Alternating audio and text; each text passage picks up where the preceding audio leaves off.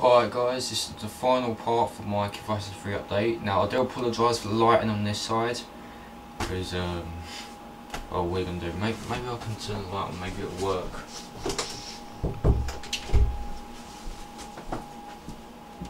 Yep, it's working. The lighting's a bit poor, but still is what we're going to do. Still filming this as the 3rd of September 2012, and yeah, so as you can see, I'm on my laptop here, and here is like the other gaming related news that's been going on, because I didn't really have time to write it down in my notebook.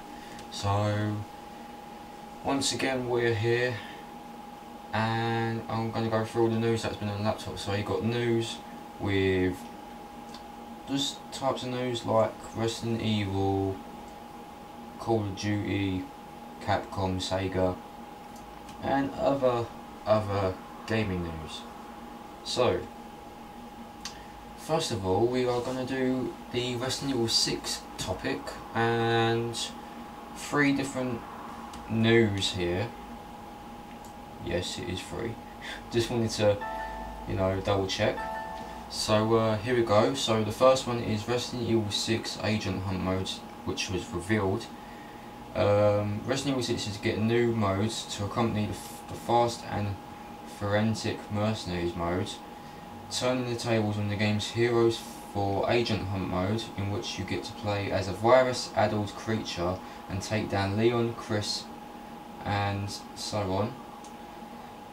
The new mode is detailed in the last issue of weekly Japanese games magazine Famitsu, revealing that that is integrated into the main game and unlocked once you clear the story. Mercenaries will be available immediately in Resident Evil 6, and upon completing the game you will be able to set some of the stages to Agent Hunt mode, using voice chat to communicate and plan out your tactics. You'll spawn into the stage as a bio-organic weapon or zombie, at which point you can team up to tackle a single player.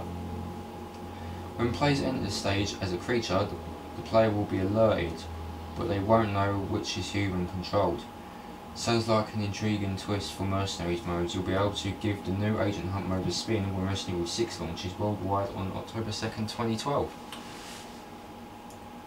The second news is kind of relating to Ada. Resident Evil 6 Ada's campaign to be an unlockable bonus, which was updated news with a video which they revealed. If you thought Ada 1's secret campaign might be Resident Evil 6's first dose of DLC, you were dead wrong. It will in fact be an unlockable bonus for completing all 3 of the game's campaign storylines, meaning you'll need to beat the game with Leon, Chris and Jake to acquire the additional extra. Ada is armed with a crossbow and time bombs, and unlike the rest of Resident Evil 6, Ada's campaign will be a single player only story thread. It was also entirely possible that Ada will be in Mercenaries mode, which for the first time in Resident Evil history will be unlocked from the get-go. Capcom also revealed the new Agent Hunt mode, which enables players to drop into the game as a Java zombie bio-organic weapon or other Resident Evil creature. Just tells you the release date again. And finally, Capcom announced ResidentEvil.net, a Resident Evil 6 social hub. On stage at the company's pre-Gamescom press event, Capcom has just announced ResidentEvil.net, an online hub for Resi 6, offering up competitions, rewards and social networking features. The website, there's mobile and tablet apps on the way too, which will allow you to access your Resident Evil world anywhere, says Capcom. You can enter special community events to earn ResidentEvil.net points, which you can spend on in-game content like mercenary costumes, figures to create a diorama or more. The site will also allow you to see you and your friends' Resident Evil 6 progress and to set up co-op or mercenaries matches. It has Facebook and Twitter integration. The service will be free and available at launch. So that's pretty interesting. The next news is Call of Duty for you Call of Duty fans. The new Call of Duty Modern Warfare 3 DLC dated for PS3 Elite subs. Infinity Ward has slapped a date on the next Elite content drop for Call of Duty Modern Warfare 3 for PS3, revealing on its Twitter feed that later this month we'll see the arrival of 2 new multiplayer maps and a Spec Ops mission called Vertigo. The new multiplayer maps are called The Commission and Offshore, while Infinity Ward also tweeted a picture of the Vertigo Spec Ops mission, which takes place on an exotic skyscraper rooftop surrounded by a sprawling cityscape at night. So again, another pretty cool thing there, just to say. And also, Call of Duty Elite tops 12 million users. The social and competitive hub cooked up by Activision for Call of Duty fans has more than 12 million users, 2.3 million of which pay for the premium service. Meanwhile, straight up DLC sales for the series are down, falling short of previous years. Despite this, Elite will continue to be optimised and meet consumer expectations, whatever that means. The news comes via the publisher's annual financial report, which also went on to discuss Black Ops 2. CEO Eric Hirsch, I don't know how to pronounce his name, I do apologise. Eric Hirschberg said the game has several innovations and firsts for the franchise, and boasts pre-order in excess for Modern Warfare 3. He also said it will have the biggest and best zombie experience ever. So that's the Call of Duty news. Next up is Mass Effect 3 news. The Mass Effect 3 Leviathan or Firefight DLC unveiled with first screens. BioWare and EA have lifted the lid on a new dose of story-driven DLC for Mass Effect 3, and it's the Leviathan add-on confirmed last month. Leviathan takes place during the events of Mass Effect 3 and takes place to the darkest corners of space, where there may be something lurking that's powerful enough to take down any Reaper. What follows is a race against time to unravel the secrets of eponymous Leviathan, which will take you to uncharted systems and new districts on the Citadel. You'll interact with brand new characters, unlock the AT-12 Raider shotgun and the M55 Argus assault rifle weapons on your quest to discover the truth behind the mystery. Is it mystery? Sorry, I do apologise. On the mysterious history of the Reapers. Mass Effect 3 Leviathan will be out this summer for $9.99. Also releasing on August 7th will be the Mass Effect 3 Firefight Weapons Pack, which packs 2 powerful new weapons and 5 bonus weapons for just $2. Now, the DLC is already out, just to say, so it is old bit of news, and that Leviathan DLC was dated for later during August. A quick and dirty update to bring you this news that Mass Effect 3's Leviathan DLC will be released later this month. According to BioWare, the single player mission, which is rumoured to unlock further dialogue options during the ending of Mass Effect 3, will hit North America PSN on August 28th and the European PSN on the 29th. The DLC follows Shepard as he or she attempts to hunt down the Leviathan, a mysterious being rumoured to be powerful enough to destroy a Reaper. So, like I said, it's already out. Now we've got some news about Darksiders. Now let me just say, I'm not interested in Darksiders. So I did say in part 1 and part 2 that I won't be buying Darksiders 2 because I didn't really enjoy the first one. So we've got 2 news for you about Darksiders. Darksiders GameSafe unlocks War Armor and Scythe in Darksiders 2. So if you're canny enough to have kept hold of your old Darksiders save, you'll be able to access some unique in-game armor for death in Darksiders 2. As a reward to the Darksiders community, THQ and Vigal Games have revealed the War Armor and an accompanying Scythe weapon based loosely on War's KOCL sword. You'll need only to have played Darksiders and you'll be rewarded with the legendary level 5 pauldrons of the Horseman armor.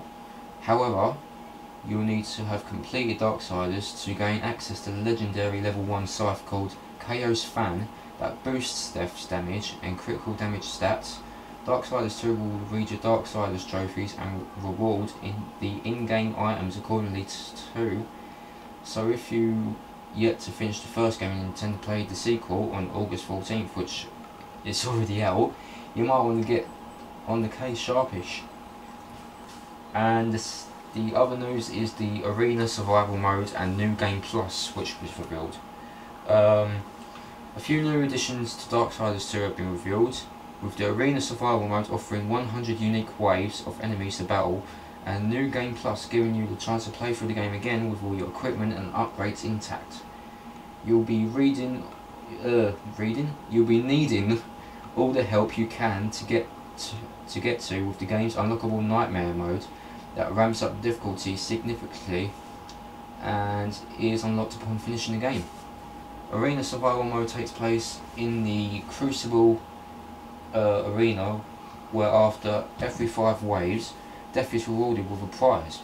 You can either take the prize and end the arena action, or gamble the item to fight for another 5 waves and earning something even better. You'll need to beat all 100 waves to gamble and go all the way to garner the best stuff. Should you fall during combat, you'll get nothing, as well as being able to use your customised death with all of his armour and abilities in New Game Plus. You'll also be able to carry him over to the game's planned DLC campaign missions. So, all the news which I'll talk about was for Darksiders 2. Now the next bit of news here is 2 different types of news regarding to Capcom. Now, I know Resident Evil 6 was Capcom, sorry, and yeah, I decided to put the Resident Evil news separate and do a separate one for Capcom and Resident Evil.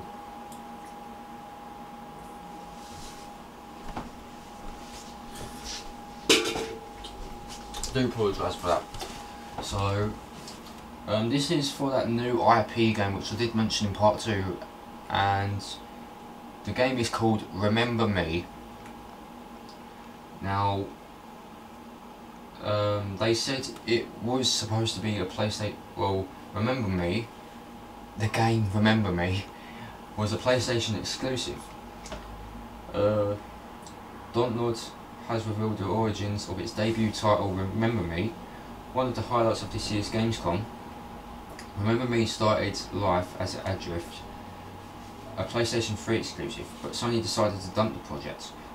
They stopped a number of games last year at Sony, and we took back the IP rights and were able to continue to develop it thanks to the support of the investors, said Dontnod, co-founder Oscar Gilbert. We were then able to sign the game to a publisher whose portfolio is a better fit for the game. That publisher was Capcom, under whose guidance the project has evolved. This project is not exactly the same, said Gilbert. It is an evolution. The concept of what we had with Sony was different. Sony wanted to focus on a different type of game, and we don't really fit with it. So they were in a very good relationship with them. And the other one was, again, regarding to that game called Remember Me. Capcom planning long-term future for Remember Me. So you may be seeing far more of it in the years to come. Unveiled at Gamescom 2012, Remember Me figures rather largely in Capcom's future plans. When Dontnod showed us their content, it really jumped out, said Capcom's US and Europe marketing chief Michael Patterson. And we couldn't not work with them. It is to a view that this will be a long-term partnership with them. This is Capcom's IP. We do not intend to work on it for a long time to come. It is something that we see as having a long-term future, and we are investing in accordingly. Sounds like Capcom is giving Remember Me some serious attention. Quite the turnaround for a game that was dumped by Sony less than a year ago. It's out in May next year, so the new IP, Remember Me, by Capcom will be released in May next year.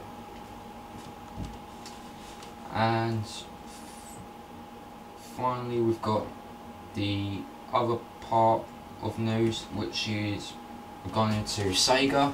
We've got two different news with Sonic and Sega All-Stars, or it's not Sonic and Sega, it's called Sonic and All-Stars Racing. And we've got one bit of news with Jet Set Radio HD. So, Sonic and All-Stars Racing Transform Bonus Edition was unveiled, and which is available to pre-order and comes with a couple of bonus in-game goodies in the shape of an extra track and character, as well as additional time trials and challenges to go with the bonus track.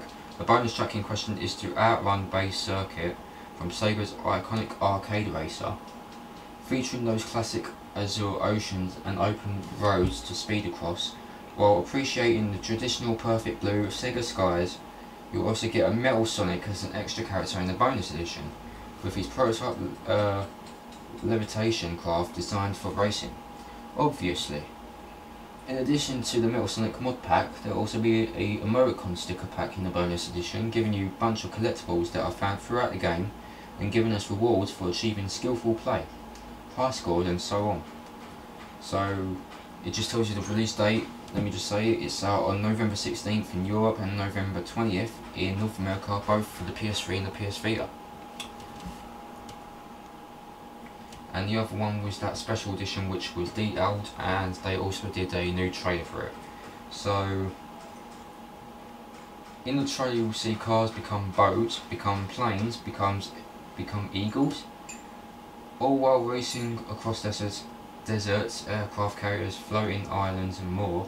It's a bit mental and just a tad unhinged, and I quite like it. In addition to this, Sega has also announced a limited edition version of the game, available to those that pre-order. Included in the box is an exclusive Outrun Bay track, Metal Sonic and its transforming vehicle, a Metal Sonic mod pack and a bunch of exclusive in-game stickers, and yeah, that's about it.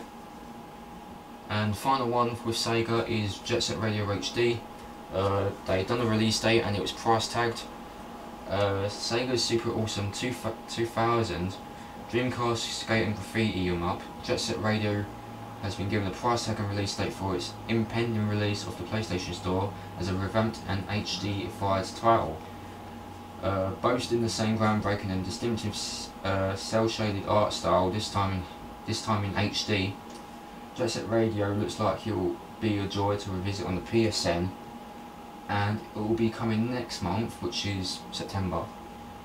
You'll be able to sketch and tag your way around the streets in future Tokyo when Jet Set Radio hits PSN on September 18th in North America and September 19th in Europe for $10, and in Europe it will be £8. With PlayStation Plus members able to get early access to the game on September 11th, the lucky bastards. The PS Vita version of Jet Set Radio, meanwhile, will be releasing on October 16th for the same price as its PSN counterpart. So that's pretty cool. Now we go on to the other gaming news. Now there's a few gaming news to talk about in this. This is not in categories whatsoever, so do bear with me. So, Bayonetta 2. Not before View It Full Joe 3, says Kamiya. Yeah, Kamiya. It looks like there might be more independence preventing Bayonetta 2 from seeing the light of day anytime soon, as the game's director, Hideki Kamiya, has revealed to Famitsu magazine that he'd soon make a new Viewable Joe game, then return to live Witch's Adventures. The last Viewable Joe was the second game, which released way back in 2004, and Little Hero's latest appearance saw him mixing it up in Marvel vs. Capcom 3. Viewable Joe 3 could be on the cards for Capcom then, but Kamiya revealed that he still meets up with Bayonetta's producer to talk sequels and spin-offs over the beer. So while Viewable Joe 3 might be next on Kamiya's agenda, it's good to know that he is at least thinking about a Bayonetta sequel. Presumably this also rubbishes speculations earlier this year about Bayonetta 2 had been binned before even being announced. Fingers crossed. So that's some news for Bayonetta 2, but Kamiya, you know, it's got it on the agenda. Also thinking about Beautiful Joe 3, so that's pretty awesome. The next part, Cody's unveiled Champions mode for Formula 1 2012. Codemasters has announced a game mode for F1 2012 called Champions Mode, and this takes advantage of the fact that this year's Formula 1 season will feature no less than 6 champions. The mode will challenge players to take on, I can't even pronounce the names, Kimi, Lewis Hamilton, Jenson Button, Sebastian Vettel, Fernando Alonso, and then Michael Schumacher in a series of race scenarios. So for example, the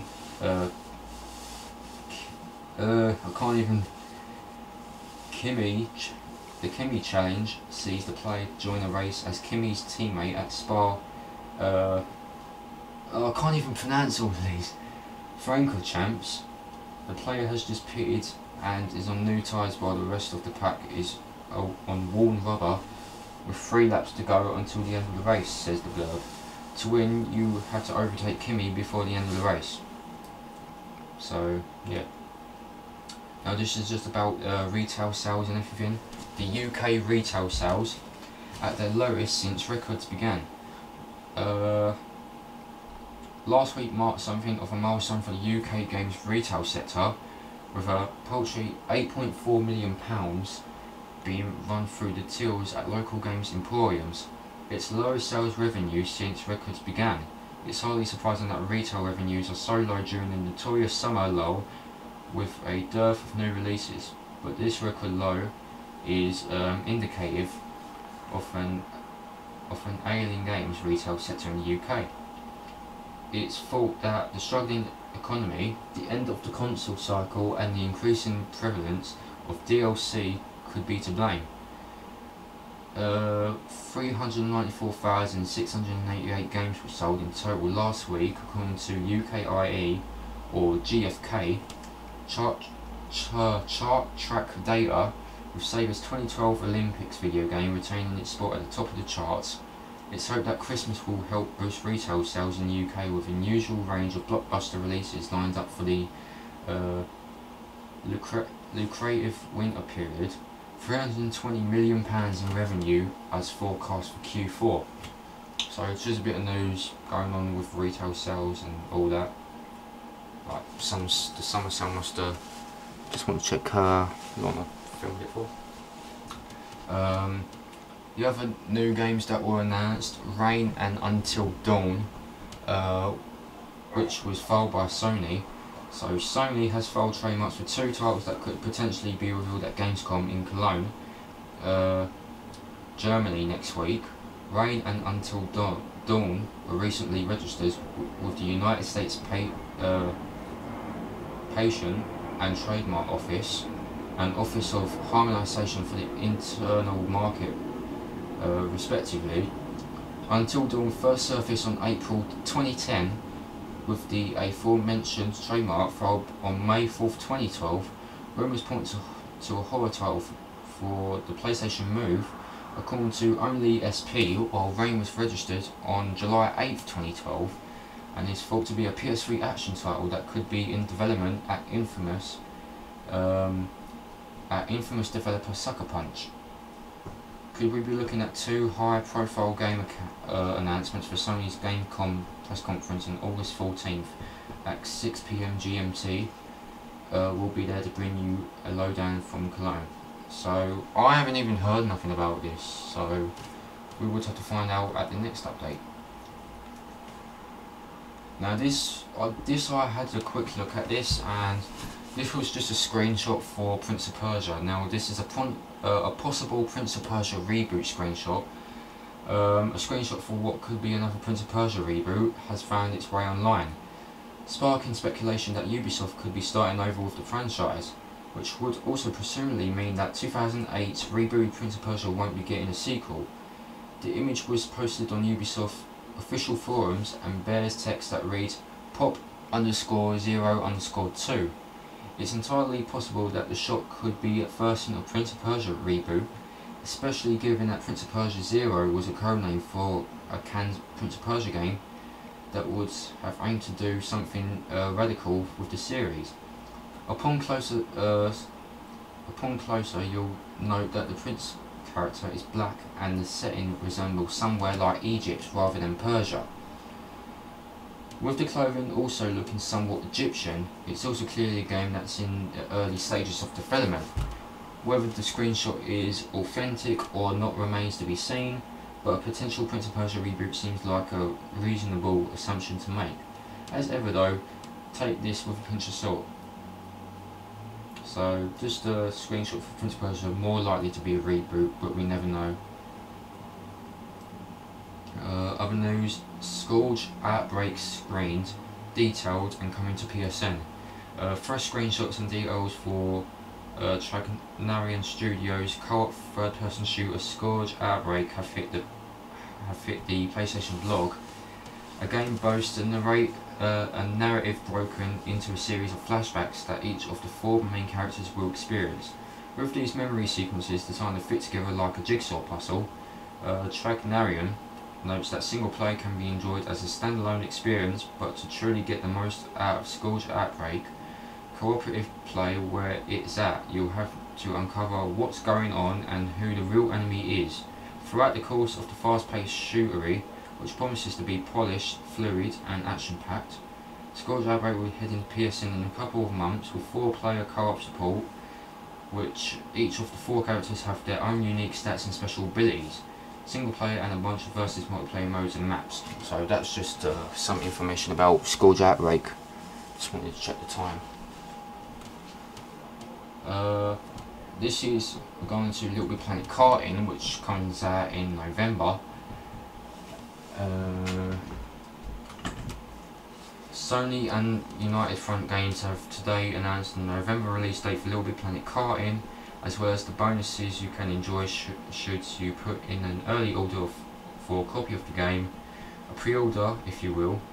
You can get the Game Maker Pack as a pre-order treat, giving you items to dress up as Sackboy, as a racing car driver, as a mascot with developer United Front Games, or as legendary PlayStation VP Kevin Butler.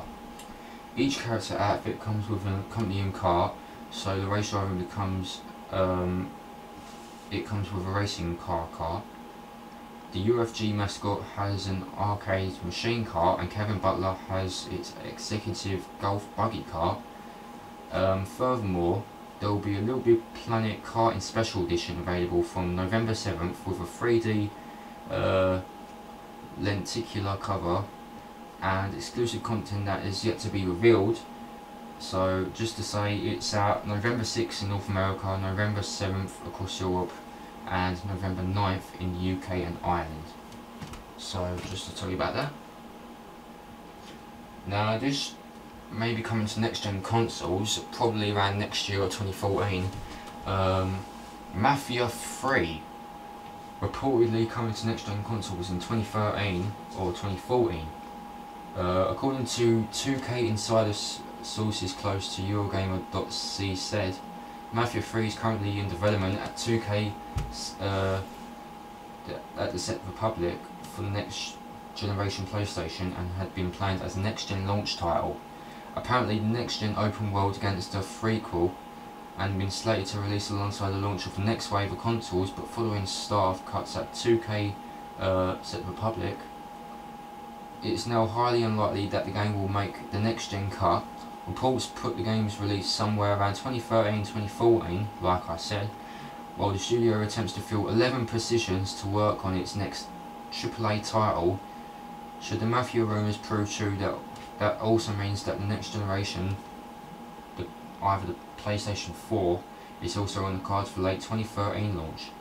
That of course remains to be seen, however, and as with all rumours, we'll be taking this Mafia 3 talk with a pinch of salt, lest we end up sleeping with the fishes. So just a bit of news about Mafia 3 that might come to the PS4 or other next gen consoles.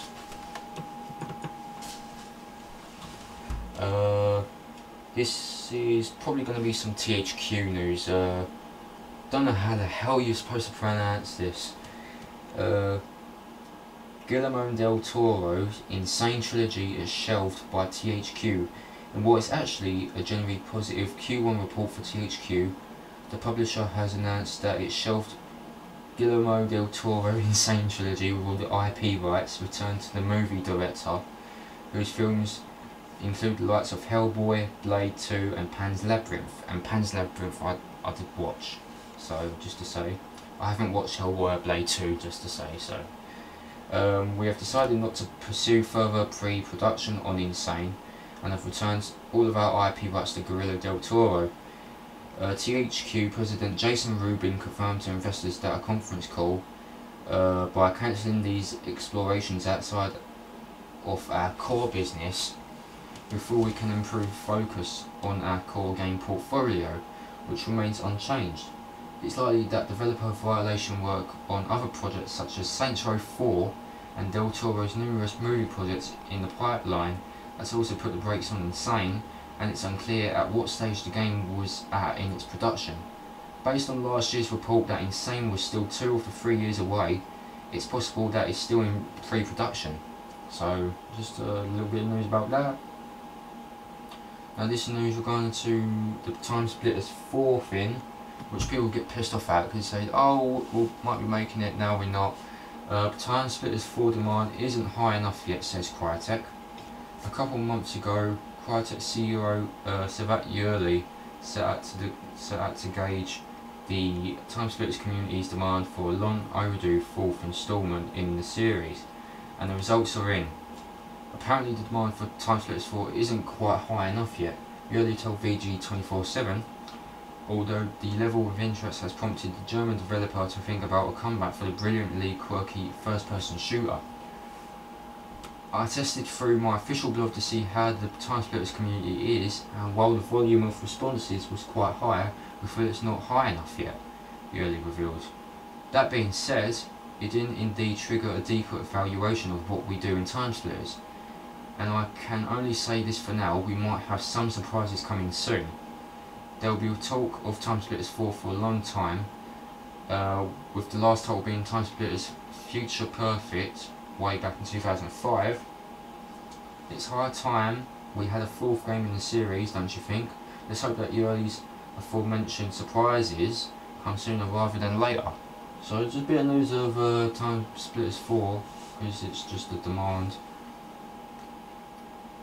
Metal Gear HD. Metal Gear HD releases coming separately to PSN. Surely the collection's been out for a while now, but you'll be able to grab each game of the compendium later this month as separate downloads for the PSN. August 21st will see Metal Gear Solid HD collection itself heading to PSN in North America, while it's tagged for a February 2013 release in Europe as present. Metal Gear 2 and 3 will also be available to purchase separately on the PS Store for PS3 and PS Vita. Excuse me. Metal Gear Peace Walker will then be available a week later on August 28th, hitting the PSN, meaning the whole Metal Gear HD collection will be out individually. A PS3 exclusive bundle comprising of Peace Walker 2 and 3 will be out the same day as well.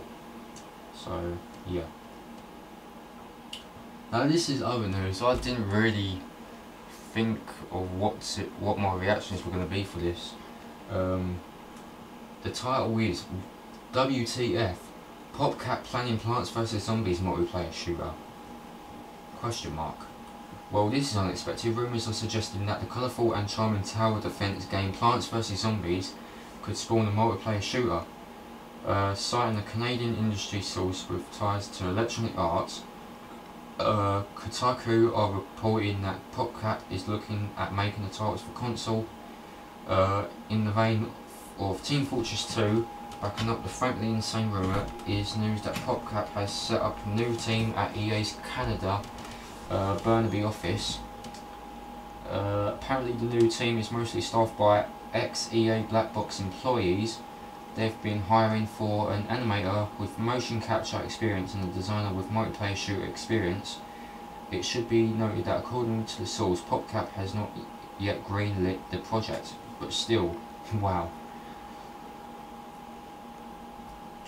Now we got a report kind of message. Thief 4 slips into next gen consoles.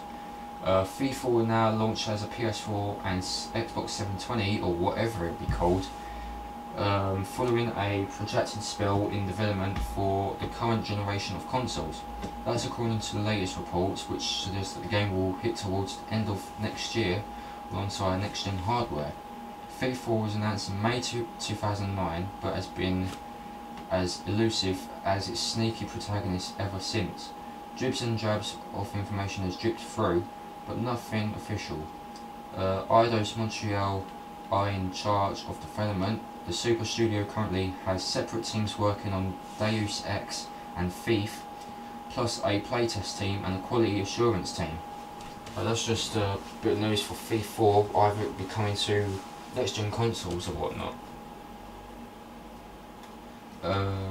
We got an update kind of thing that went on with SSX, and this is version 3.0, which went live with multiplayer modes and fixes. The update 1.02 went live, bumping the game up to version 3.0 with 2 new game modes that included new global events under the banner of 321 Go on the world map, in which you can compete with up to 5 riders in Trick It and Race It heats.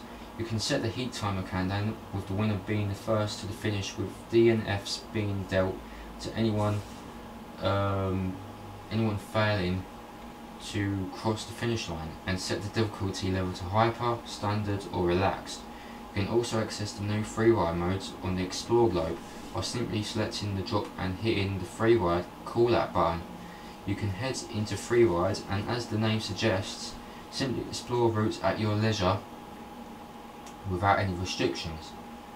There's also a range of fixes and improvements to SSX as part of the 1.02 patch, all of which you can read in the full list of patch notes in the official forums, where you also find more deals on the new modes. So it's just a bit of news about that with the new SSX update. Bit of news with PlayStation All-Stars Battle Royale. They said it was delayed, and previously set for release in late October, the multiplayer brawler is now headed to North America on 20th November, mainland Europe on the 21st, Australia on the 22nd, and UK and Ireland on the 23rd. This will enable us to spend more time polishing, tuning and incorporating some of the great feedback from the current limited beta to ensure we are creating the best possible fighting game experience, which was said by Superbot Entertainment President Chan Park. While it's our greatest desire to put this game into the hands of our fans ASAP, we do not want to do so at the sake of quality. We feel the additional time will be worth the wait and are excited to know that our fans will have the ultimate brawler in time for the holiday. So it was delayed. It had a release date for October and it was delayed, and it's rescheduled for December. So yeah. So other news, we got trio of indie titles heading to the PS Plus members, including Night Underground. A trio of indie games are headed to PS Plus subscribers for free as part of PS Plus Presents promotion. Their games are Night Underground, Big Sky Infinity, plus a third currently unnamed game, all published by Ripstone.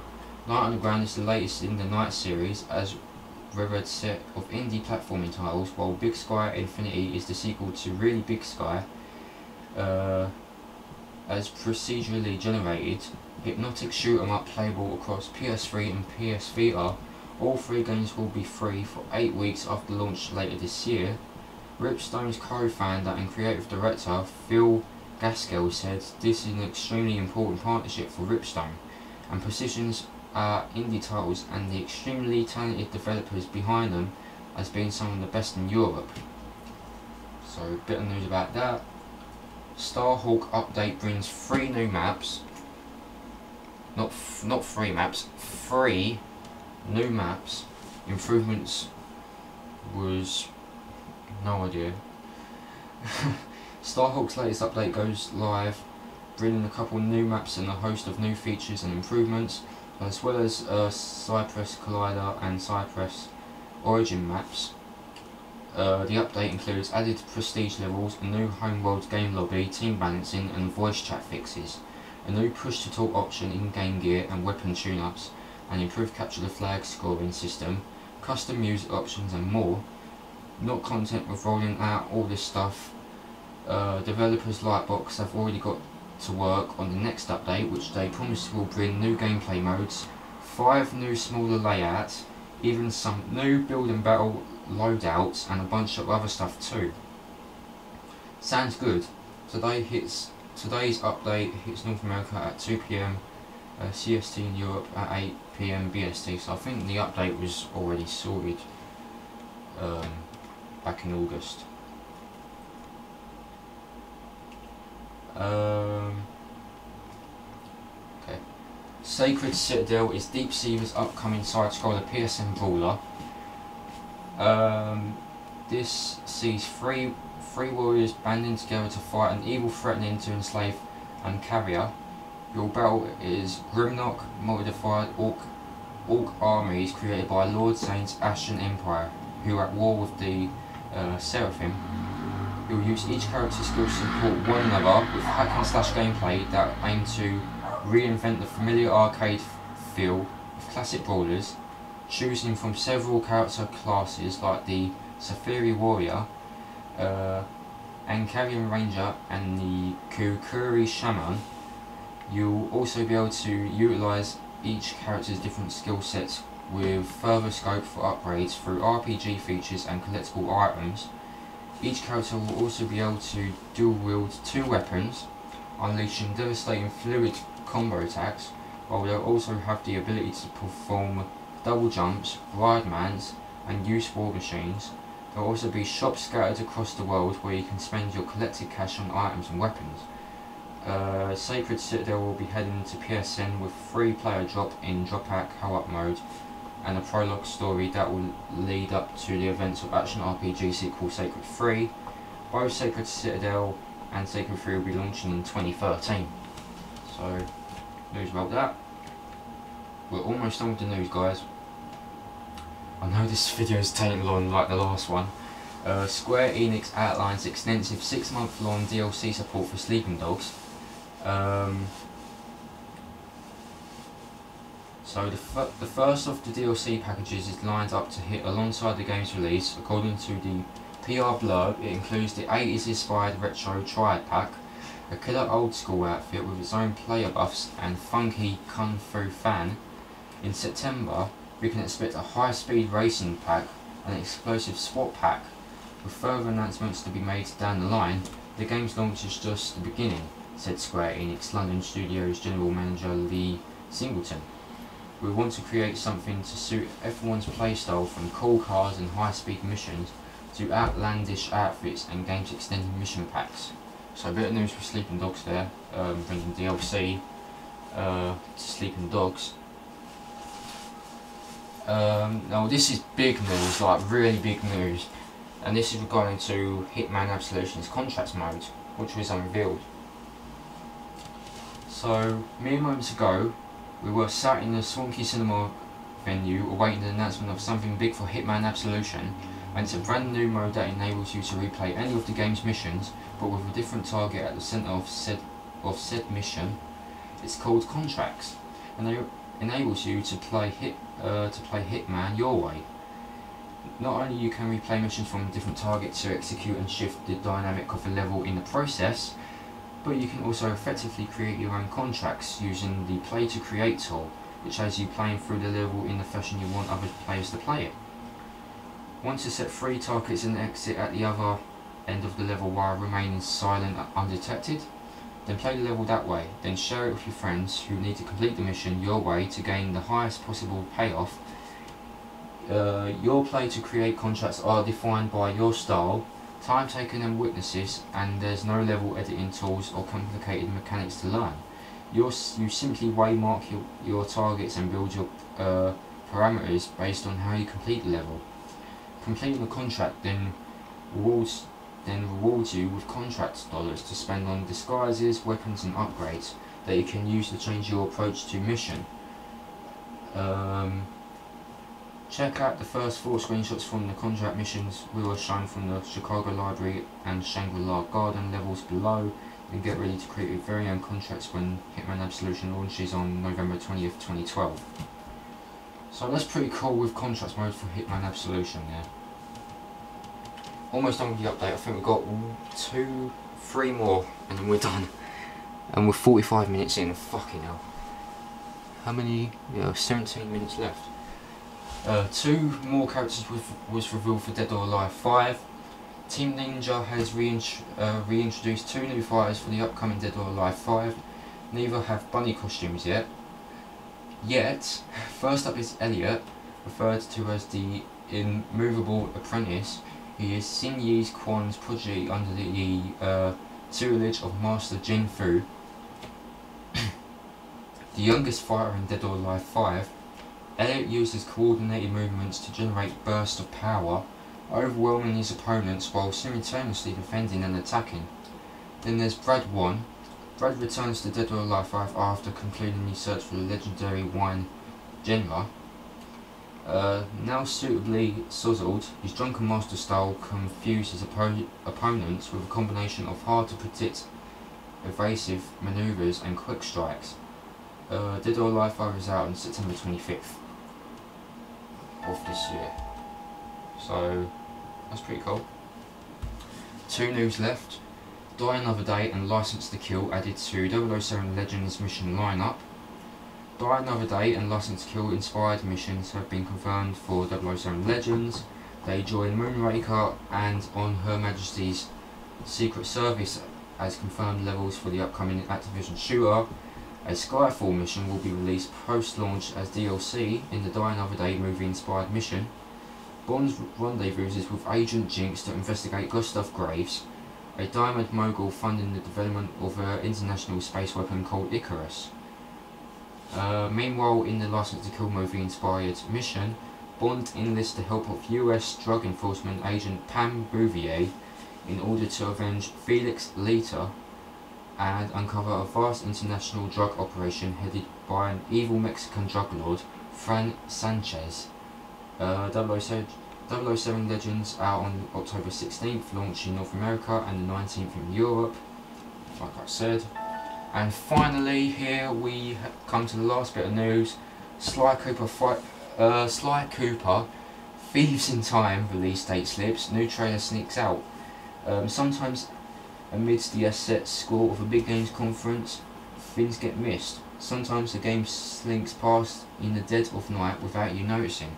This week's that game was Sly Cooper 4 Thieves in Time, so apologies for getting this up a few days late, but its cheeky colourful charm is undimmed. Check out the trailer below for an introduction to the various rapscallions.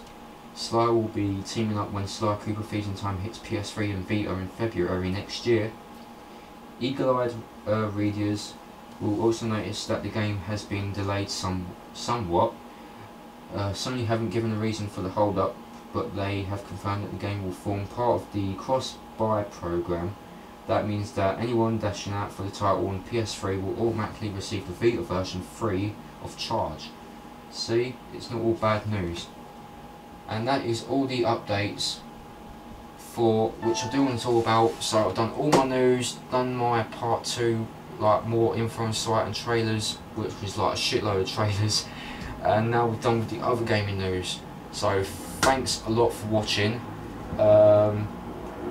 Hope you enjoyed, hope most of it was informative, and we'll see you next time whenever I get a chance to do an update, because well, basically I'm starting college now in a few days. So yeah, do wish me luck in college. Just stay tuned with like basically my gaming videos, because you never know what might come up on my channel. And yeah, so we'll see you there guys. Thanks for watching, and we'll see you for the next update.